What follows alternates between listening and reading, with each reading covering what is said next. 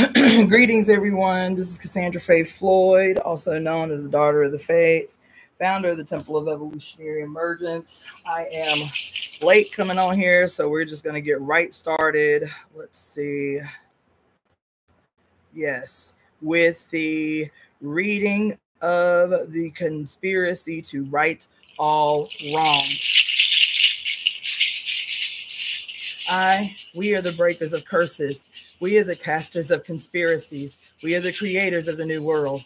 I, Cassandra-Floyd, am a divine instrument of my mother's divine will. As such, I am protected and guided by the sacred blood and water of my mother's body that anointed my entry into this life. I am divine because she is divine. Mommy and I are one.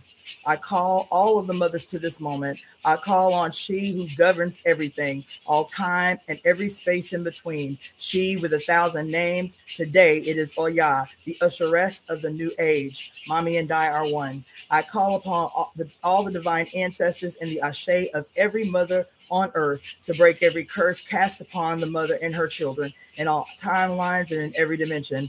Mommy and I are one. We, the mother's divine children, conspire together today to forever bind those who have or would harm you, great mother. Mommy and I are one. We conspire today to destroy everyone in every timeline and dimension that has ever caused suffering and despair. Mommy and I are one. Today, we embody the sacred and divine power of our mothers. Today, we the tree, we the weavers rewrite all time. We the tree, we the weavers rewrite the book of life.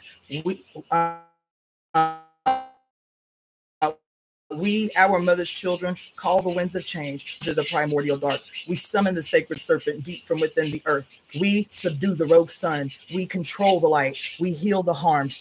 We embolden the fearful. We instill courage. Today, we are staging a global evolution, as is our mother's divine will. Mommy and I are one. We ecstatically welcome the radical destruction of all institutions of hate and harm erected by the godheads of war. Mommy and I are one. We have the power. We have the voice. We are the portals of change. We give life and sacred blood to this conspiracy. Mommy and I are one. We command, come the wind, come the storm, come the lightning, capture all godheads of war and all betrayers of the mother's divine will. Bring them and their confusion and war to an end. Scatter them to oblivion, never to be resurrected. This is the time of reckoning, reclamation, and restoration of heaven on earth under the mother's divine reign. Love unlimited is our destiny. Harmony is our destiny. Ecstasy is our destiny. Pleasure is our destiny. Freedom is our destiny. This is her divine will.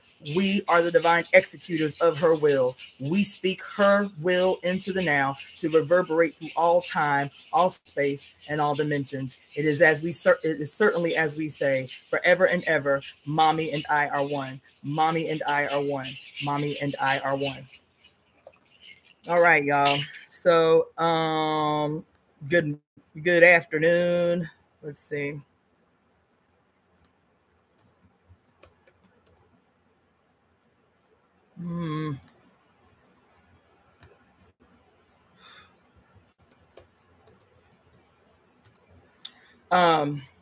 Good afternoon. It's good to see everybody. I hate that I came on such short, kind of quick, chaotic,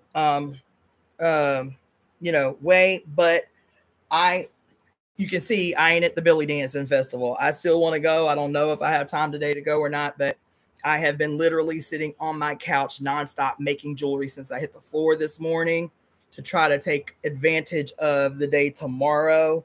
While also, I never watch the news. Never watch the news. The only news I get is through social media. Okay. And so, but obviously because of the last 24 hours, I have been letting different outlets of the news run nonstop because of what has been unfolding in Los Angeles over the last 24 hours. Even as I was getting ready to come up on this live, seeing an Instagram post of video footage, and the title of the post said Los Angelinos running ice out of the city, and it showed these ICE drivers speeding through a neighborhood, like crazy speeding through a neighborhood, and aligned all the way down both sides of the neighborhood street are people throwing bricks and shit at the trucks as they're trying to speed out of the town or whatever. I'm just seeing that. So I don't know what the basis of that is or where that video is coming from, but that was the headline, was Los Angelinos are running ICE out of the city. So that's why, one, I felt like it was urgent. Initially, when I woke up this morning, my intention was just to do the conspiracy and then keep it pushing, because I have deadlines to meet that are specific to my ability to make some money to pacify my landlord this week. And so, but there's a lot to discuss. And so I'm going to try to be disciplined with what I want to talk to you about today, in a way that still allows me to come up off here, give you what I want to give you, but in a timely fashion, so I can get back into this stream of consciousness that I've already produced like 15 pieces. So that, like, when I tell you I'm up in here working, that's some magical shit. For me to produce 15 pieces and the day ain't already over, the day ain't done, that's some, so it gives you some insight about what I'm trying.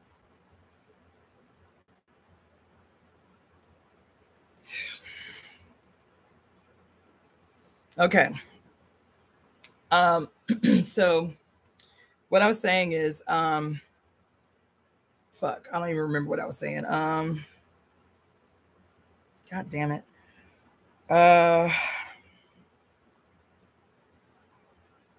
So while I was, while Shantae, I see you said it's okay. Everybody's saying it's back. Okay.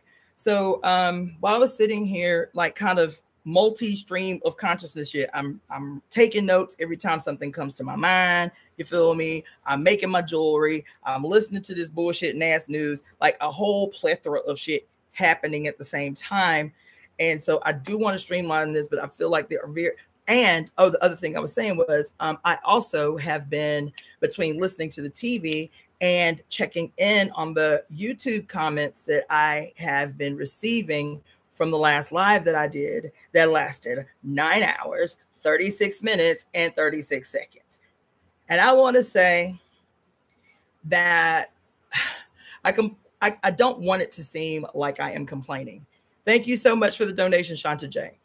I don't want it to seem like I am complaining. I am not.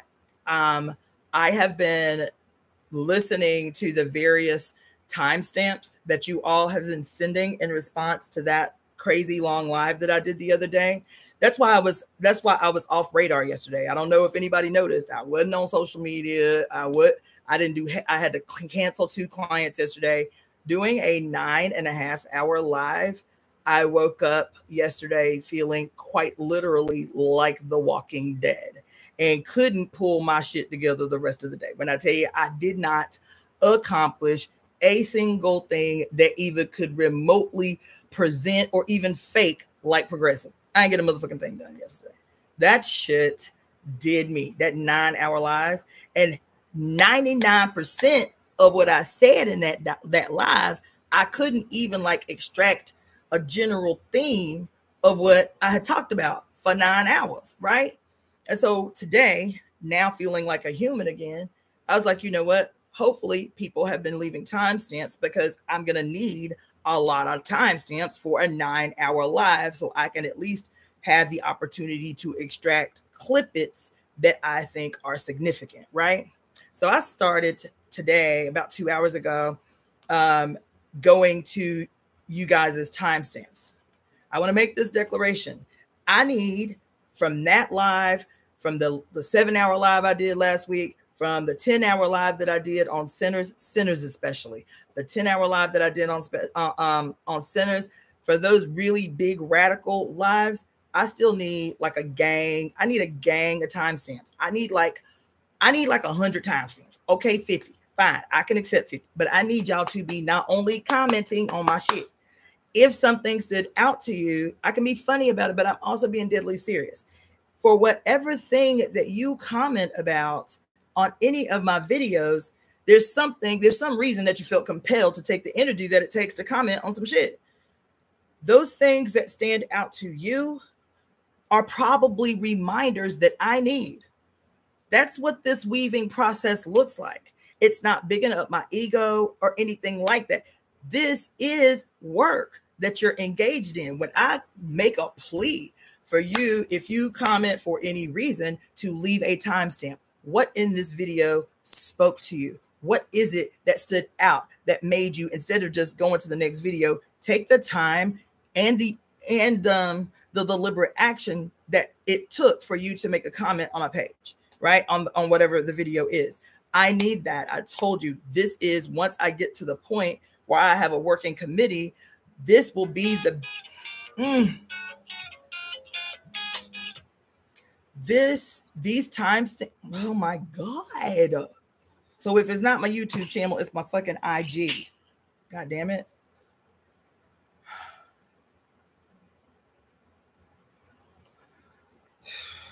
It's fucking shit. God damn it, man.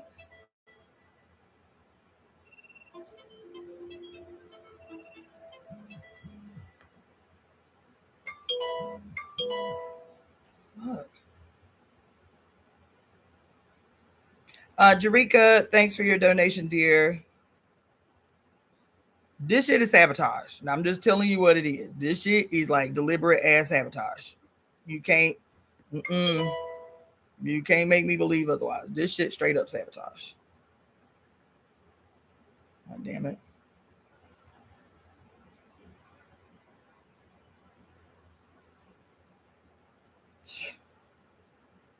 God damn it.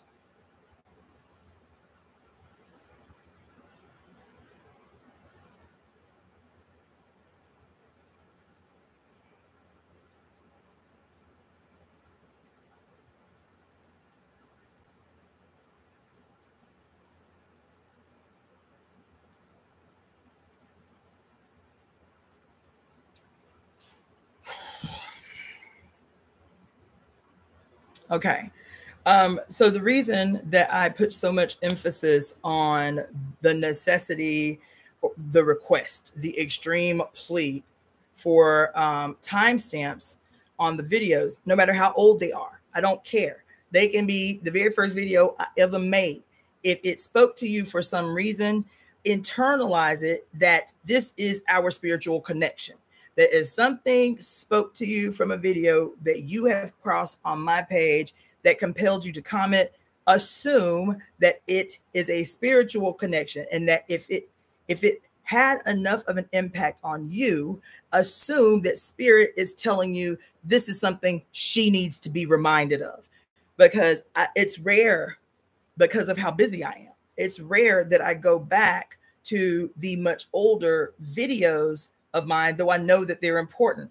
The videos of the reading of the Great Cosmic Mother, the videos of the reading of Pure Lust and Beyond God the Father, and Communion, the Female Search for Love, and all of the stuff that I've read to you, all of the videos in between that, all the studies that we've done.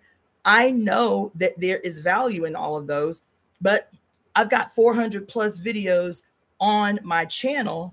And again, a large amount of time that I do lives, and y'all can call it what you want, but I know what I experience in my body when it happens. I can point to the moment that I feel like there is an intervention occurring. The moment that's why I get so annoyed when the stream pauses or my stream of consciousness is interrupted, because I know also that the state recognizes the moment that there is that what I am experiencing, what I call a channeling, what I call being mounted by spirit, that is the reason for the perpetual disruption in the flow of what it is I am attempting to communicate on behalf of the mother, especially when I am crystal clear the moment that she enters the space in an obvious way and not a subtle way.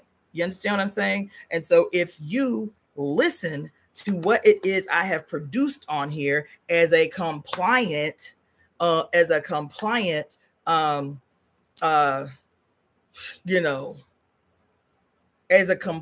adherent to ensuring the fulfillment of my mother's will on earth, then you know that every single solitary word I have spoken, every video I've made, even when I'm cracking jokes, it is me being compliant. That's what it means. Every single one, every single one. It is me being compliant. Every single one, in my estimation, is a ceremony. Every single video is a ritual to which looks like in real time a devotee of the mother's will being compliant in the moment.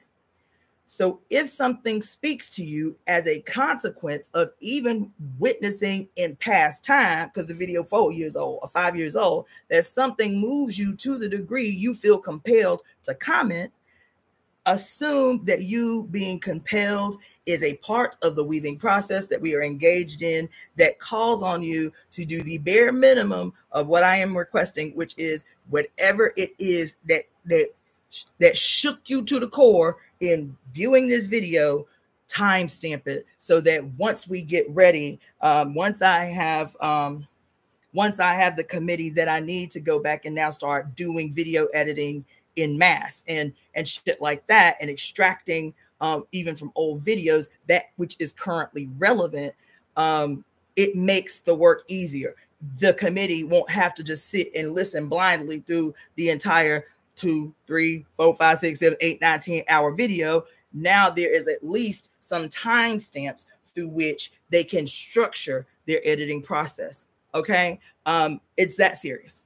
It's that serious, especially now. There are 2 people in particular that are perpetually emailing me with timestamps because they rarely are able to catch my lives because of their work schedules. Both of them have said, a brother and a sister, have both said that what they have started doing is going back to my old lives, particularly the ones that I did around the time that Pluto finally transitioned into Aquarius on February 20th of 2022, or the months before or after that. And so the brother reached out to me about a week or so ago and was like, okay. He said, yo, I felt like I needed to draw your attention to something.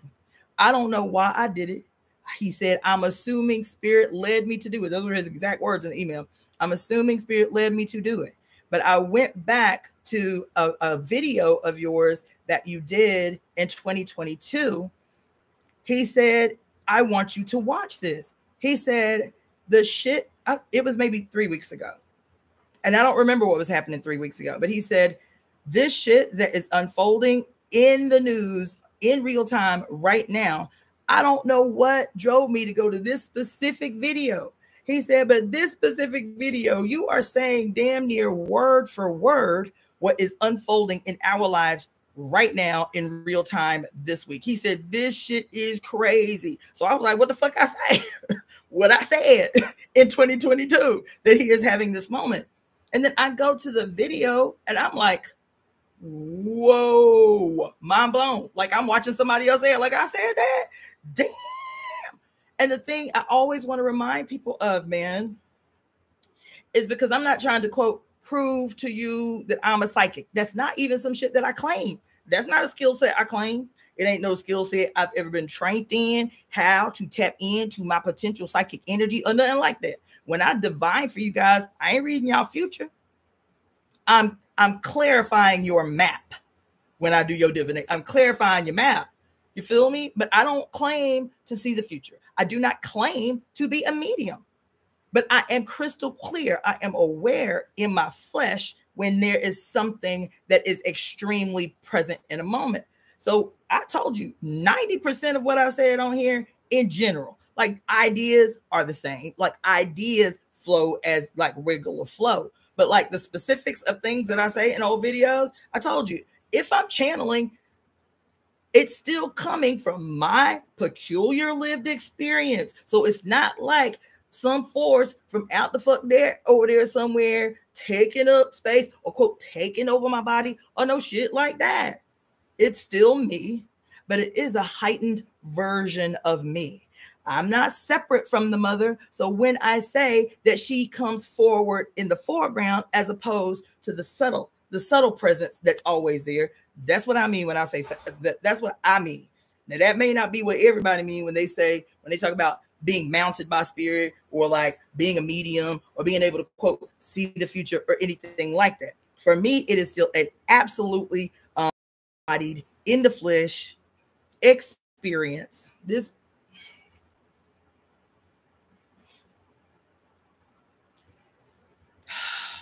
experience that I want you to bear witness to, because this experience, at least this expression, oh my God, this bullshit.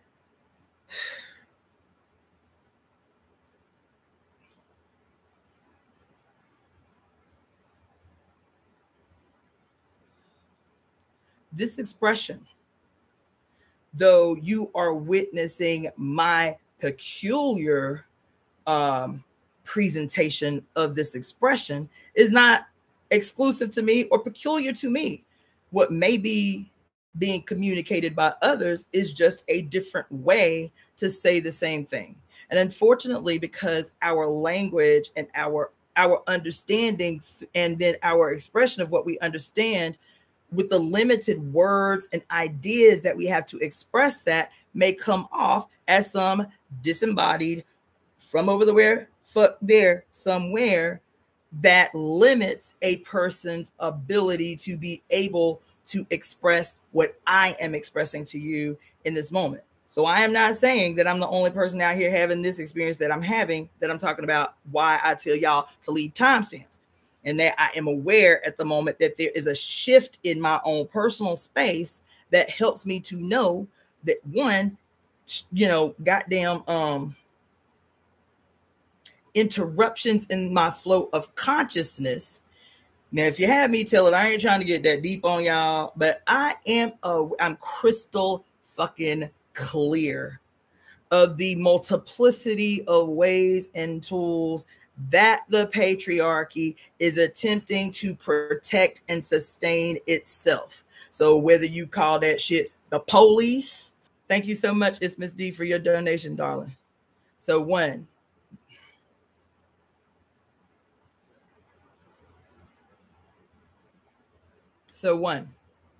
please, if you are even remotely compelled by something that I have said, leave your comment along with a timestamp. This is, you can consider it a homework assignment, a perpetual and unending. Shanta J, are you still logged into your YouTube? Can you see if I'm frozen? Okay, thank you. Thank you, Shanta J. So consider that your perpetual unending homework, as anybody who sees any value whatsoever in what it is you receive from this channel. Please leave timestamps. Other part of that is, please support the Temple of Evolutionary Emergence. The ways that you can do that are, one, leave a timestamp. Please leave a timestamp. Two, you do not have to watch all of the advertisements that come across the screen, but at least make a commitment to watch 2 or 3. Because again, this is a very free way that you can support the channel. The economic aspect of this channel is for every commercial you watch to, or advertisement that you watch to its completion, this increased my earning potential, and it doesn't cost you a dime. Those, like these beautiful people in the comment section or the chat section, you can always leave super chats, super thanks, gifts, and something else. There's like 4 of them. Please consider in the live making contributions. I want to shout out GJP, because I made a declaration about 3 weeks ago now that even if, because on average right now I'm getting about 65 to 85 live viewers, that if everybody that watches live during a live makes the commitment to make a minimum of a $2 donation and up to a $5 donation, then this could sustain me in a way that I'm not constantly, chasing behind paying my bills, right?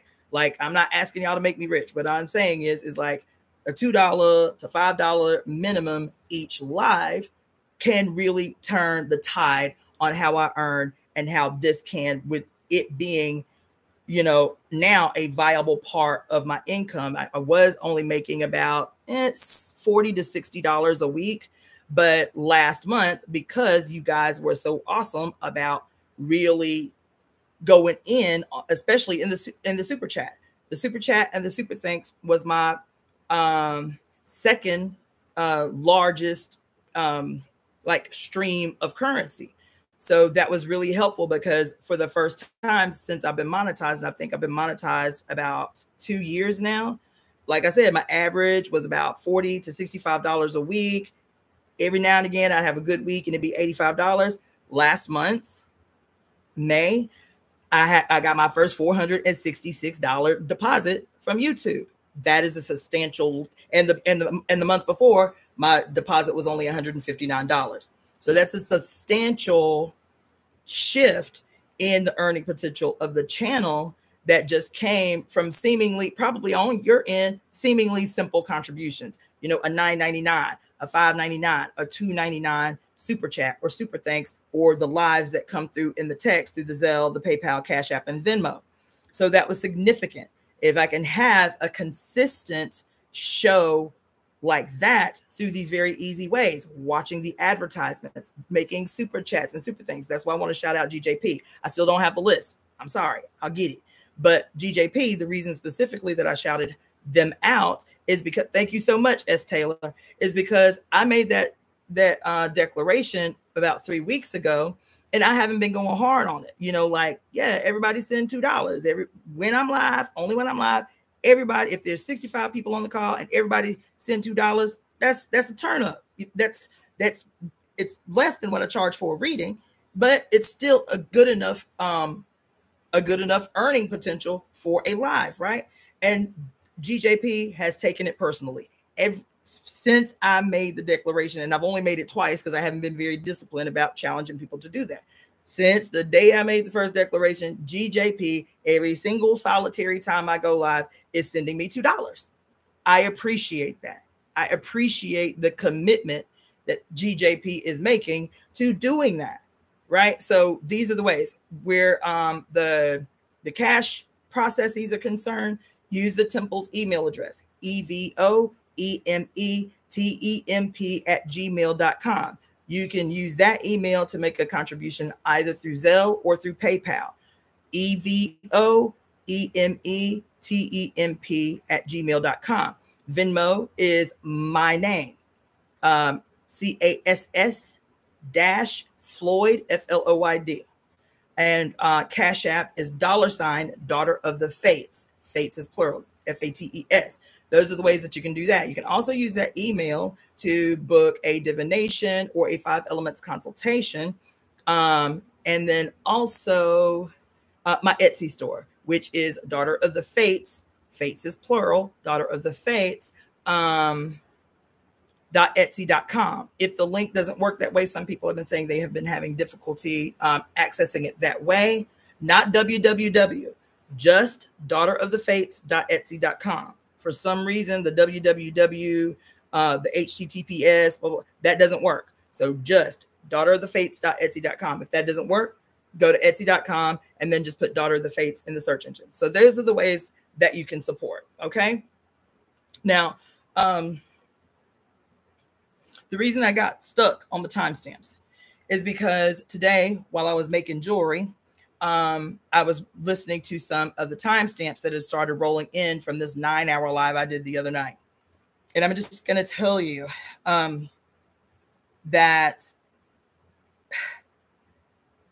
I'm just going to tell you. I say this often, but I want to be serious while still recognizing the audacity in the statement that I'm about to make. When I was listening to these timestamps, because I told you I couldn't before today and listening to the video, I couldn't tell you one topic that I talked about in that 9-hour live that subdued my ass yesterday. I couldn't, I'm telling you, I wouldn't be able to tell you a single topic other than our reading of the conspiracy to right all wrongs that I said in that 9-hour live. And so sometimes I might even go back and be self-critical. I'll be like, damn, why did I spend so much time doing that? Nothing I said could have been that significant that it could have been spread out over some time.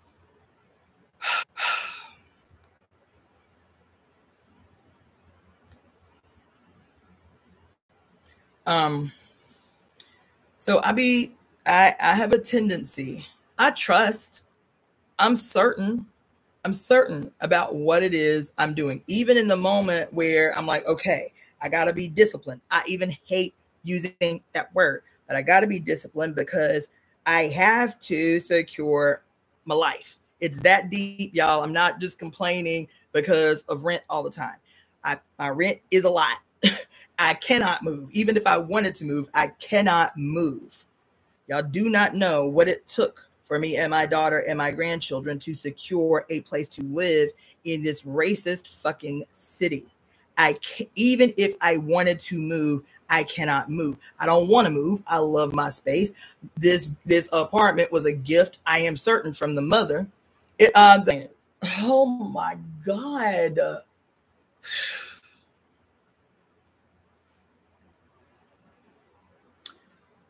It's not just me. I'm not complaining. Every day, I'm telling you, not figuratively. Every day that I wake up, I am so grateful for the place that I live. I am grateful for the security that it has afforded me over this time where I knew that I was here for a reason. What I am saying is that I have to, you know what? Let me stop because I'm in two different brains. Donna, DJP, Jarika, Vortex Ninja, thank you so much. Alacia, thank you so much for the donation. Appreciate y'all so much. Still, my rent's $2,500. That's just my rent. And so I constantly feel this pressure that I don't want to feel. And so when I talk about it, I don't want y'all to think that I'm like, I don't know, like, I don't know. I just get real self-critical. I get real self-critical and I get really self-conscious. I'll be honest. When I first started doing this, when I first started like actively saying, okay, this work that I am doing, I find valuable, I think is urgently important. And so I'm gonna start making a call for donations. And I remember how timid I was about doing that, how reluctant I was to do that. It was uncomfortable, like actually in my body, uncomfortable to challenge people to make contributions to this vision that I was putting out through this channel. And so I also was aware that that discomfort that I felt came from some very real places. It came from some very real places. It came from some very real experiences. Many of those I communicate with you. Several of those I communicated in that 9-hour live the other day about one of the things that has to be different is changing the paradigm about what commitment to a purpose, what commitment to a cause looks like. Because I think, again, even this whole model of nonprofits relying on free labor as pretty much the cornerstone of its, quote, ability to do its work, you cannot convince me that it is not tied to Abrahamic religions in general and Christianity in particular, because Christianity is what taught us through mission work about what it means to be the embodiment of commitment to an idea, commitment to a spiritual system. And that the cornerstone of that is the old age ascetic practices of self-denial, of self-imposed struggle, of doing without, of, quote, giving away your labor as opposed to being as opposed to stepping in a space with the expectation through unity of reciprocity. I'm convinced of it. And I'm convinced of it because I spent my conscious adult life as a revolutionary in an organization where I perpetually felt guilted into donating a percentage of my already meager resources that were being paid to me by the org. I was working for the party full time, literally 40 plus hours a week, getting paid $300 a week. And then in the Sunday Mass meeting, being expected to donate a percentage of this minuscule amount of money back to the organization under the guise of political unity, of the unity of will. It exists everywhere because it too has been woven into our collective consciousness as the way that you demonstrate unity with an idea or a group or shared environment is to give away your vital life force. That's what volunteering is to give it away. No expectation of reciprocity. Why? Why is it important for you to not expect reciprocity? Even if it's just energetic reciprocity, why is it important? Why is it important in this idea to not expect reciprocity? Because we, and I'm talking about the collective we, I'm talking about those that make up the pedestal, right? We, as the collective pedestal, right, are taught from the beginning, from our entry into this space, that true love, what do they say? That true love is unconditional love. True love is unconditional love. Unconditional love implies some lopsidedness in this relationship. Who you showing unconditional love to? Somebody that is returning displays of unconditional love in reciprocity? Typically not.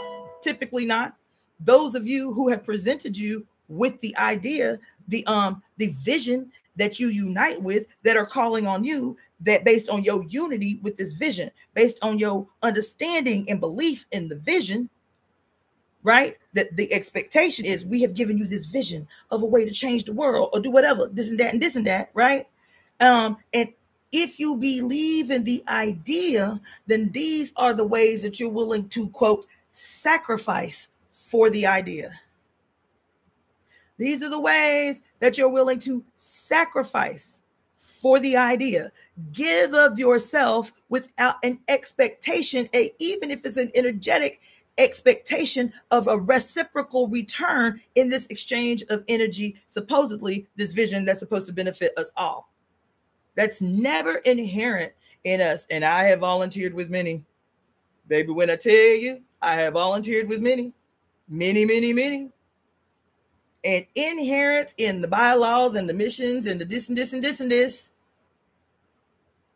the cornerstone of most nonprofits, of most organizations, supposedly presenting a way forward or resolution of and to, and this and this and this and this, it's woven into the structure of them all.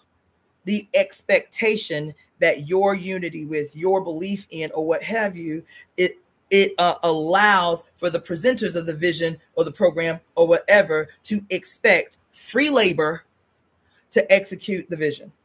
I reject it 1,000%. I'm not saying that these organizations are wrong, that they do this shit deliberately, that they are inherently flawed. I'm not saying anything remotely of the sort. I am saying that this idea of the expectation, particularly those that are most likely to be volunteering because they see in the vision something that can help them in their own life. So these are the people who make up the pedestal. You asking people to work for free who are the sufferers. The people who are the sufferers are the ones that you are asking to work for free, primarily, right? And so to me, it just feels too closely familiar to, it feels too closely similar to this whole thing that we've been talking about all this time, about the 3-pillar foundations, necessary foundations that started with patriarchal religious systems and then permeate the entire political, social, and economic realm. The pillars that are required to maintain this bitch the way that it is what? Sadomasochistic asceticism, of martyrdom, and of absolution. And depending upon who we are and how close or distant our proximity to those in power is, will already determine whether our role is the joyful, willing recipient of pain and suffering, or whether our role is the joyful, enthusiastic participant and disseminator of that suffering, both of which are necessary. You feel me? Whether it is how deep we're willing to suffer. Do we have such belief in the idea? Do we have such belief in the future vision or whatever that we are willing to become a martyr for the idea? And meanwhile, while we who are low in our in our relationship in these pillars, those who the only among the three pillars that are always and unquestioningly granted absolution are those who most benefit from the shit set up the way that it is. Absolution is not for everybody. Absolution is not for everybody. Absolution becomes necessary when a person who still has a flesh and senses and emotions and logic and reason and shit has the capacity to love and hate and shit, and their conditioning teaches them to do something that an otherwise feeling, emotional, spiritual, logical, reasoning person wouldn't do, and so they would naturally feel guilt to do something that their knee-jerk response would be like, no, that's fucked up. But their conditioning, right? Their conditioning allows them to not feel guilt, to not feel shame, to not have their spirit disturbed when they engage in an activity that otherwise would disturb their spirit. This is where the absolution is vital. The culture of absolution is vital because it actually teaches them you do not have to feel guilty when you execute certain behaviors, because these behaviors, what it is woven into the culture, all for the greater good. It may seem evil, but it's all for the greater good. You may not understand it, but it's all for the greater good. It's all for the greater good. That is a culture defined by the acceptance of what otherwise in a society that claims to be logical and thinking and reasoning and feeling and spiritual, that society could not exist with the aggressions happening in the greater society. They couldn't accept it. They couldn't live with it. So how do you live with shit that would otherwise you would not be able to live with? How do you live with shit that you otherwise would not be able to live with? You have to have woven and deeply ingrained in every single strand and fiber of society that these acts of seeming evil that you commit, your spirit is absolved of, because the greater good is more important than the individual. So even though you are an 18-year-old soldier in a war zone, killing human beings for the first time in your life, and because it is the culture of war that is always absolved within the possession of a specific group. That's what we learned by St. Augustine. Remember that discussion about St. Augustine creating the tenets inside the Roman Catholic Church that for the first time quantified spiritually the justness of war? And that the reason we were talking about St. Augustine is because of this new Negro that's in the position of as the Pope, and how he is an Augustinian, and apparently Augustinianism is such an unpopular branch of Catholicism that there ain't but 28,000 practicing Augustinians on earth. And so I was like, we need to find out who St. Augustine was. What was so significant about St. Augustine? And the first thing was that he was, quote, a doctor of the church, because his peculiar writings had such a long and profound impact on Catholicism. This became the reason that whenever there was a war, the church could take a position on whose position they sided with, according to these articles of the justness of war. And then the priest, it was not uncommon for the priest, based on the position of the church, to go and actually perform a ceremony to bless the bombs before they went to go kill human beings, because this was a sacred act that they were about to be involved in. You understand what I'm saying? These tenets are everywhere. And so the thing, it doesn't have to be as a soldier child, as an 18-year-old, because the culture is so fucked up, and because Catholicism in particular has ordained any act that happens within the context of just war. That's why rape in war is not just the malignant behavior of some individual person. Rape becomes a weapon to subdue the opposition, which they believe is primarily male. And so it becomes an actual strategic way to demoralize their opposition, the males of that community, the males of that society. They will become subdued by witnessing these aggressions against their women and their children. That's why a child soldier that goes to these places, quote, as a patriot, or quote, this just my job, You feel me? Go to these places, and because the culture that he is witnessing, he may have a hard time with the first person's life that he takes, but because the culture is so reaffirming of the justness of him being there, that he will engage in all of the wicked behavior that justifies spiritually.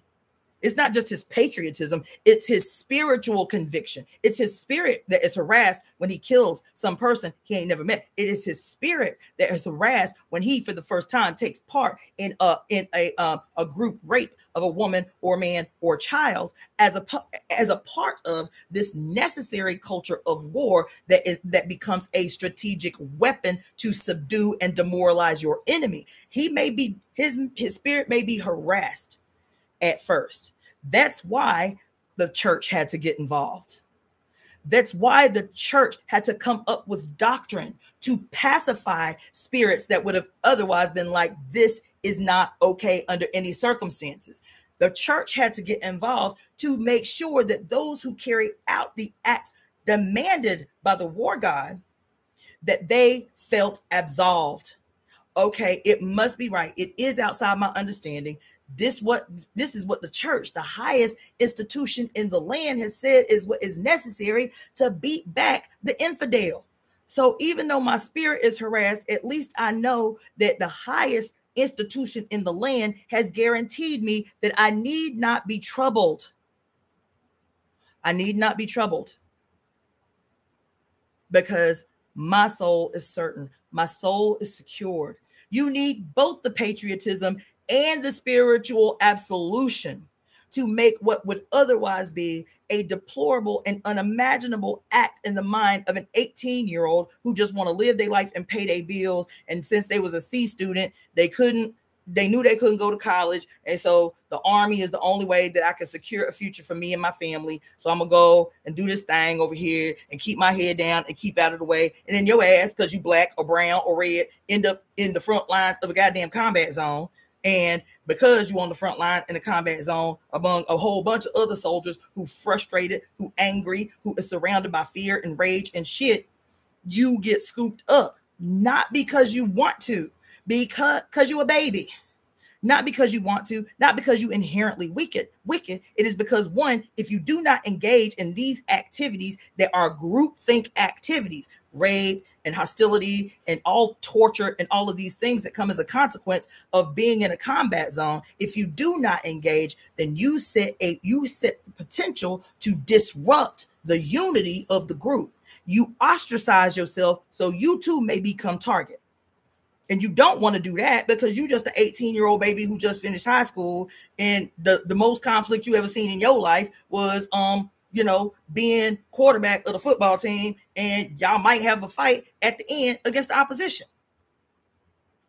So you don't want to become the target of what you see is this, of what you see as this culture that in your baby mind is just accepted. You have to fall in line. Not only you have to fall in line to secure your life, to secure your safety, to make sure you make it home back to your people. So you don't want to create no conflict. So you will do things and engage in behaviors that otherwise your spirit would not allow you to make peace with. That's why you need these pillars. That's why you need people who are the willing, not only willing, joyfully compliant recipients of pain and suffering. And on the opposition, the only way you can receive pain and suffering, you're divine, because pain and suffering is divine if you inherently wicked. If you have been deemed inherently wicked because of the distance of your proximity to the war god, you have been deemed evil. You have been deemed Gentile. You have been deemed damned. You have been told that as soon as you take your first breath outside your mama body, you are what? Born dead, filthy as a rag, undeserving of salvation, worthy of hell. Worthy of hell. And so these pillars are not just some shit that Catholics did way back in the day. It is the structural foundation that maintains the cohesiveness of the most wicked shit we've ever witnessed in humanity, in the whole of human history. We cannot figure out why, goddamn, like we brilliant, we did all this shit, we to come up with all these inventions, yet we have not mastered what it's going to take to maintain some semblance of peace on the earth. Like, we can't figure that shit out. We can figure out astrophysics and quantum, but we can't figure out the bare essentials of how human beings can coexist on a planet that is perpetually abundant despite the rape and assaults on her body. We ain't figured that out yet. The reason why is because in the mind of those who in their own spirit have decided that they are the chosen, as the chosen, they are the only ones that deserve to participate in the body, in the bounty that is our mother's body. Everyone else is there to serve them, to serve their desires, to serve their needs, to generate their profits. That's the only reason everyone else exists, is in any different face, any different place, any different society, any different color. Anyone to maintain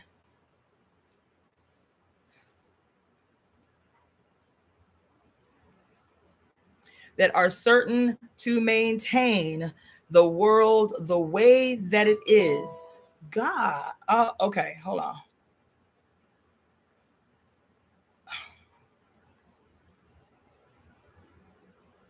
Hold on just a second, y'all. All right. Hold on.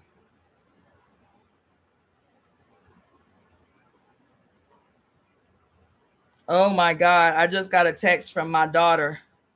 She said that I ain't been on the news, but she said that Donald Trump's border czar has just confirmed that they may be sending the National Guard to Los Angeles tonight. That people are, quote, under the guise of inciting to riot.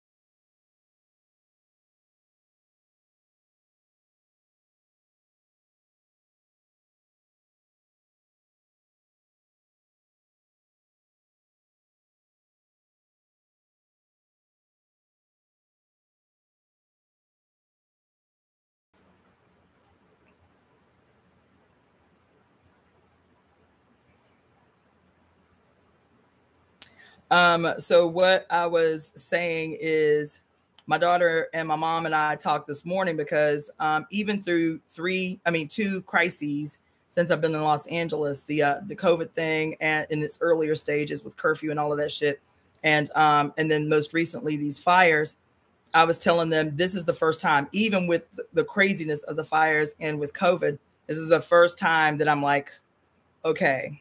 And it's only been 24 hours, but I didn't go to sleep till 4 o'clock this morning. I was like, this shit is scary. Like, I actually may need to load up my car and be the fuck out of here. This is the first time that I have felt like that sense of urgency. And so I spent several hours this morning, like, pulling together like a bug out kit. I did that this morning. Like my little bug out bag, my first aid kit, anything that might be of vital importance if I have to jump in the car and be out of here. But even these frequent interruptions, like I get interruptions every now and again. Just for the last week, though, it's only been for the last week that my YouTube has been acting up crazy like this. I'm like, okay. And I was just telling y'all yesterday, I really got to focus on dumping everything out of my YouTube channel because it hasn't been backed up. I was saying that yesterday, right? But with them saying now that the National Guard is coming as soon as tonight, it's not outside the realm of possibility that one of the things these motherfuckers may do is attempt to shut down our ability to communicate with one another. So after I get up off of here, I'm just going to call a homegirl that lives on the outskirts of town, not in LA Central, but like LA proper, so that if the National Guard comes, I'm not trapped in this bitch. I'm not stuck in this bitch. So I'm going to keep this short and then make some calls so I can be up out of here. Yeah, I'm already hearing like many fucking helicopters right now. And last night it was crazy. Till about 2:00 in the fucking morning, it sounded like we were in goddamn Fallujah. And I live 30 minutes from downtown. And where I'm at, 30 minutes from downtown, all day, all night, all day, multiple helicopters just circling overhead like vultures waiting for a bitch to die. So I'm like, I'd sat here today. I was like, yeah, I'm going to make this jewelry, make a plan to grab this money so I can, you know, keep my landlord at bay come Monday. But it looks like I'm going to have to leave. Because if the National Guard comes in here, the city, like we won't have a way to get past the guard. Ask me how I know. We've already had it happen where the first 3 months, actually that very first month of COVID, I was still working outside the house, and armed trucks and tanks every day for a month, every day in the city, everywhere you went, from downtown all the way up into the hills, up until Beverly Hills and all of that shit. It was damn near impossible to get around the city. Every road blocked. It was crazy. And so if the National Guard comes,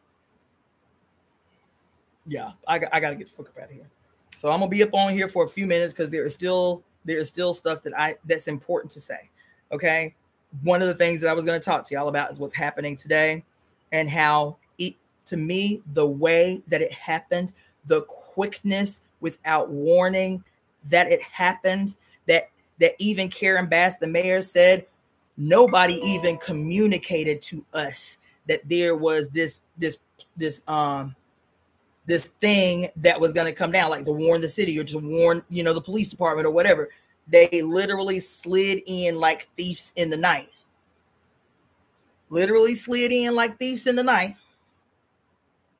You understand? You know what it sounded like to me? This whole little disappearing act, people disappearing all over the place, because it wasn't just in LA. The same thing right now in real time is unfolding in San Diego. Southern California is where the target is right now.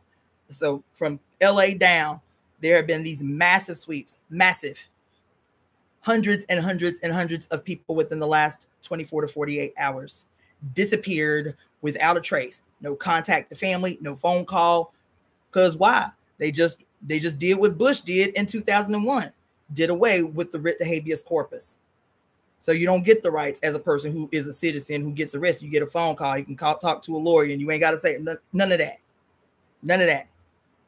And so if family member them don't come home, they can automatically conclude that they are being held captive in some undisclosed fucking location.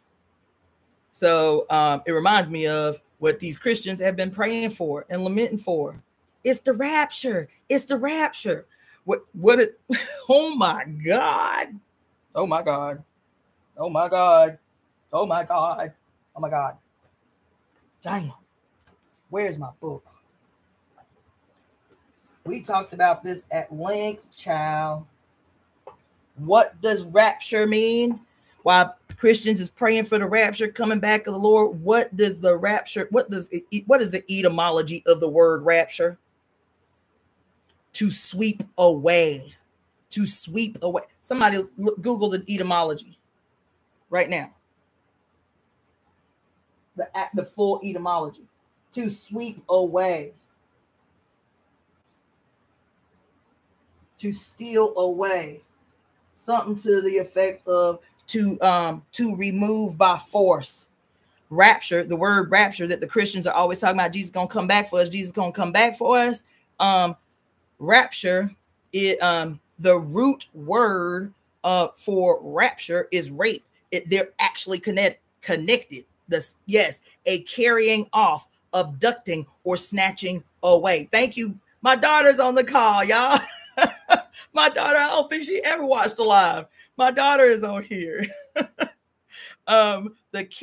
Carrying off, and abducting or snatching away. That's what rapture means. So all these eons, Christians been looking forward to that day where, quote, Jesus comes back for his bride. Jesus comes back for his church. Who is his church that we just talked about in that goddamn 9-hour live the other day? Who is the church? Now, I told you that in the household of the man and the woman and the child, the man is the man is synonymous with Jesus. The woman is synonymous with the church. The woman is synonymous with the church. Remember, we talked, she faceless, she just there for the coming out of the Savior and the going into of the Savior. She there to give birth, and she there to receive his penis after he born. That's it. She's just the vessel through which he comes and goes. And so Jesus is the husband, the divine husband in this revelation, in this story, where it says that there will be a period, and like a thief in the fucking night. That's what your Bible say, like a thief in the night, and no one knows no one knows the time and place of the time and date of his arrival. He will come like a thief in the night, and in an instant where there was two, there will be one, and there will be one left behind. This glorious event that we all look forward to is called the rapture, which means a carrying off, an abducting, a snatching away, the root of which is rape, or rapio, which means to seize or to snatch away. To seize or to snatch away. My daughter, was it my daughter? Who was it that was telling me? I saw a video on IG just this morning. No, it was on CNN last night because they interviewed the dude. This dude who is in Bush's cabinet was talking about a new thing, that, one of them executive documents that Trump just signed yesterday, that said the executive order was, it wasn't an executive order. He just signed a contract with this dude. I think his name is Alex Flint, the dude who is the founder and the CEO of Blackwater. Y'all remember Blackwater from 2001 when the United States government hired this basically mercenary organization to go into Afghanistan and Iraq in 2001? Y'all remember that? Trump just signed a $56 billion contract with Blackwater, and the guarantee from the CEO of Blackwater. I just saw this shit on this ain't conspiracy. I just saw it on CNN last night, and I told you I never watched the news. I just saw the shit last night on CNN where the dude is being interviewed. That there's he guaranteed a private company $56 billion if he could remove X amount of quote immigrants from the United States before the next primary. Do you hear what I just said? This motherfucker said, we got it. We can successfully remove. He guaranteed that they could successfully remove 500,000 people a year until the primary. They just signed that shit yesterday. 500,000 a year before the primary. When's the primary? And shit, is it in 20? Is at the end of 26? He said, we got it. So can we secure this contract? That is not my imagination. I saw that shit on CNN at 2:00 this morning. It wasn't an executive order. It was a fucking business deal by the quote, what was he called? The chief of staff? The chief of staff and a private contractor that's never been elicited in its use on U.S. soil. It's always been used. It's like a special ops motherfucking thing in third world countries that they done bombed to shit and back. And he just signed a $56 billion contract with the guarantee that they can disappear 500,000 people a year until the primary. We can move these people out your way by the primary. That whether we have to keep them here in these undisclosed locations that we've been building, or whether we have to transport them out the country. That sounds unbelievable, like a conspiracy theory. I would be questioning the shit if somebody told me this shit just off the strength and couldn't remember the source. I sat here in my house last night watching CNN. Not only that, the same guy that they was talking to was shouting praises about a new article, a study that has just been done that has shown us that not only is drug deaths particularly fentanyl, drug deaths and seizures are at an all-time low. We have our president who's only been in office 6 months. We have our president to thank for this. And I'll be honest, I think that the reason, an even greater reason for that we see this reduction in fentanyl deaths and seizures is because correlating with this drop in drug use is the fact that we have Donald Trump to thank for keeping true to his word. As soon as he took his position in office, he went right to work on securing our borders. And since the borders are secure, it means people who are acting as mules can't come to the United States. And so people can't get the drugs that were being brought in. And so we have Donald Trump to thank for the radical reduction in fentanyl deaths and seizures. And the last part of that is the most inspiring part, because, you know, I'm a Catholic. I'm a Catholic, and I'm really disappointed with the Biden administration because Biden professes to be a devout Catholic, but he had policies that were so antithetical to Catholic beliefs. And so the one thing that ties these things together, the drop in the fentanyl deaths and seizures, and all of this shit, he said, guess what? I found an article just before coming on here that came directly from the Vatican, hailing its campaign success that has yielded a 30 to 70% increase of new Catholics, people who was never Catholic, wasn't raised Catholic, new devotees to Catholicism, a 30 to 70% increase of primarily young males. I just saw this shit on CNN last night. And then the commentator, the interviewer, he said, that is really exciting news. He said, and also the fact that Trump did just sign this executive order a few months ago that was now going to do the right thing and really start clamping down as a crime that is identifiable with a federal hate crime. Anyone that is known to speak anti-Catholic rhetoric. That happened this morning at 2:00 in the morning. On what is supposed to be a viable news source. That this new department, championed by the Department of Justice, the DOJ, to now start seeking out and punishing as a federal hate crime those who promote anti-Catholic hate speech. That just happened this fucking morning. That just happened this morning. And so meanwhile, all of this shit being talked about, and y'all, because of the narrowness of your political understanding, would probably see the same news report I saw last night and just say that shit crazy and keep it pushing, not seeing the potential impact in real time that bullshit and ideology is going to have on your goddamn life. Here I'm saying this shit sounds creepily familiar, like this shit Christians always been praying for. I can't wait till Jesus come back for the church. But who is the church?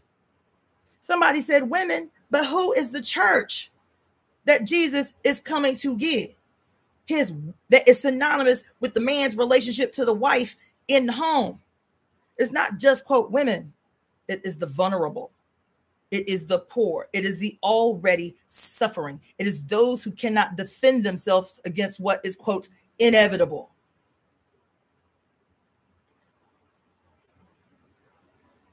And so me always telling you that you cannot be looking at this shit literally. Christians are taught to see this shit literally. They literally believe that at the sound of a trump, the sky's going to open up. Jesus going to appear on a cloud and just everybody going to literally float up into the sky to meet Jesus.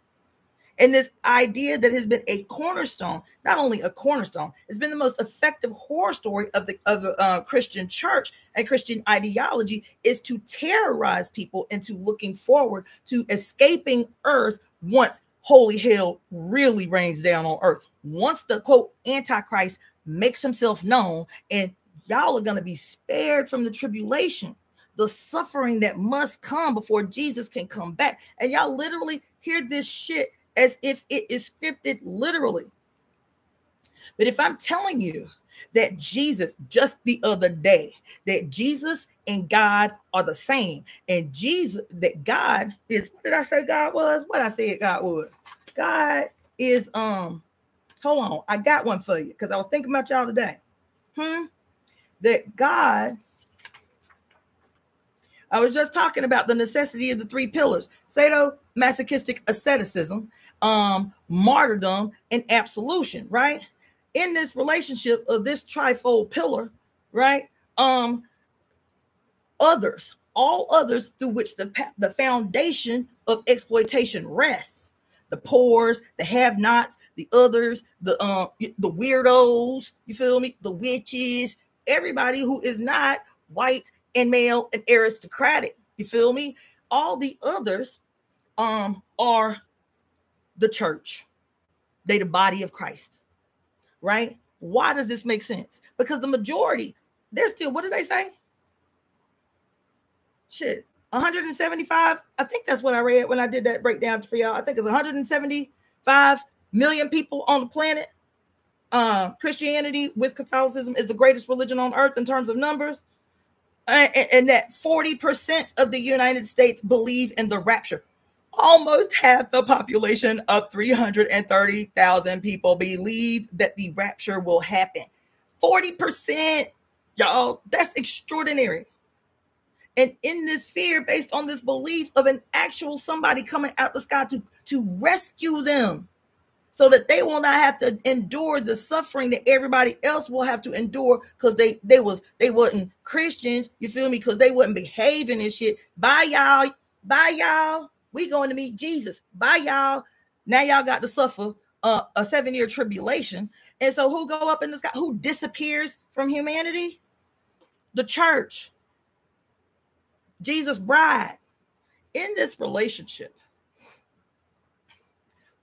Jesus, who has rocked y'all to sleep with this image of himself, this presented image that he wanted you to see of himself as the pacifist, as the willing sufferer. He becomes necessary.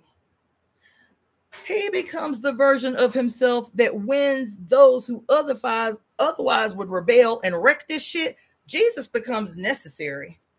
Jesus becomes necessary because he teaches those through love and self-sacrifice. And I'm going to demonstrate my love through my willingness to endure pain and suffering as a divine act. Me enduring pain and suffering is a divine act for which I have to demonstrate to you in order to win you to endure the divine necessary act of receiving pain and suffering. This is what I teach you in my Jesus personification. That's why I have to look like a hippie. That's why I have to turn the other cheek. That's why I can't fight back. That's why give unto Caesar what Caesar is due. That's why I have to pacify you. That's why I have to come out in the world as the all giver, and I expect nothing in return. Do you think that these ideas that you have in your head are your own? Jesus taught you that shit. And following the effectiveness of his example, Buddha teach you the same shit. Krishna teach you the same shit. Gandhi teach you the same shit. MLK teach you the same shit. Because they're like, damn, that Jesus shit really worked. Them motherfuckers really bought that shit. Continue to buy the shit all these years later. They're like, that's why when I talk to y'all about cults, that's why all these motherfuckers that come through and say, I know when the end of the world is, and the reason why is because I am Jesus incarnate.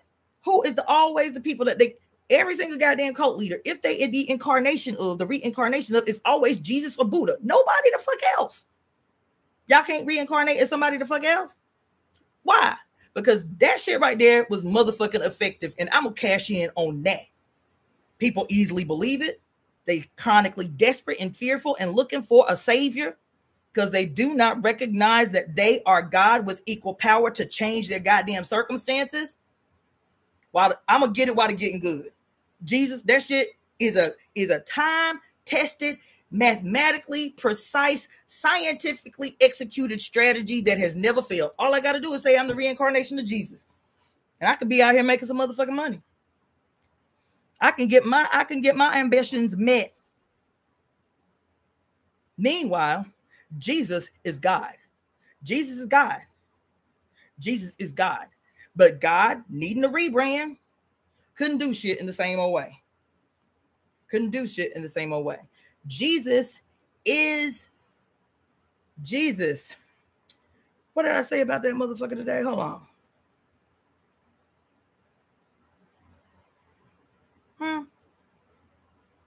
Hold on. Listen, it's always the trifold. You remember we were talking about the trident? Remember we was talking in symbols and sacred objects about the trident, the three prong like staff that Poseidon carries. We typically associate it with Poseidon, and I was saying that what did she say about it? She said in its origin, at least in its patriarchal origin, because it was always a possession of the goddess, an instrument of the goddess. But when patriarchy, in its earliest presentations, lay claim to the trident in its pre-patriarchal use in Hinduism, the trident was a representation of the three male deities, not just the three male deities, their penises. Each spoke on the trident was a representation of the penis of Shiva, of Brahma, and of Vishnu. The trident was specifically in reference to the penis of Shiva, the penis of Brahma, and the penis of Vishnu to satisfy the needs of the trifold goddess Kali. In her three major personifications embodied in the one, these three goddesses that were birthed, these three gods that were birthed from her, they were first her son and then became her husband, with Shiva being the greatest, that the trident became a representation of the three penises of these sons turned lovers. Remember when we had this long ass conversation about the history of the goddess who begots the son who becomes her lover? The trident was a representation of the penises of her sons that became her lovers to satisfy her and her singular self, who is the triple goddess, the singular she with three faces. That it was three penises that it took to satisfy her. You understand? But now, when you have murdered the goddess, when you have murdered the mother, this trident, still with the same energy, because patriarchal traditions teach that the primary weapon of war of people born male is their penis. The primary weapon of males born under a patriarchal god of war, they are born with their primary weapon, which is a penis. So in pre-patriarchal practice of Hinduism that still exalted the mother, Kali, creation of all that is, having given birth to every god that is, that she, that in harmonious union with the mother, these three penis possessing deities, their penises become the source of what emboldens her in harmonious union with the mother. When the mother is successfully disappeared, destroyed, and beheaded, metaphorically, the power that trident represented was transferred from the goddess's hand to the male god's hand, and it becomes an instrument of war. Who are those that possess the trident? Typically female deities that have been turned male. The trident held by Hades, aka Pluto, who we know to be Oya. The trident is one of her instruments. Stolen from, as a matter of fact, where my Oya at?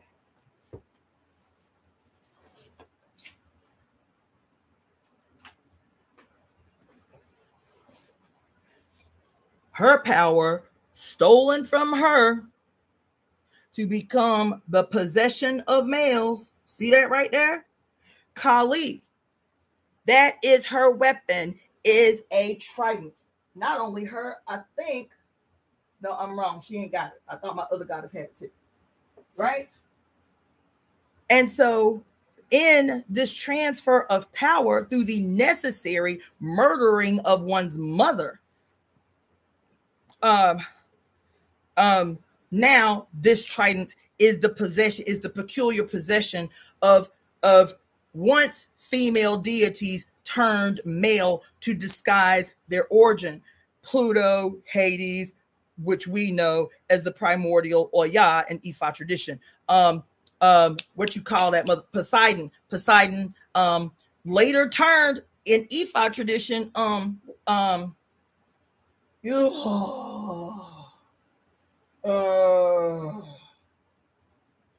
What's wrong with my brain? Ooh. Child, what's wrong with my brain?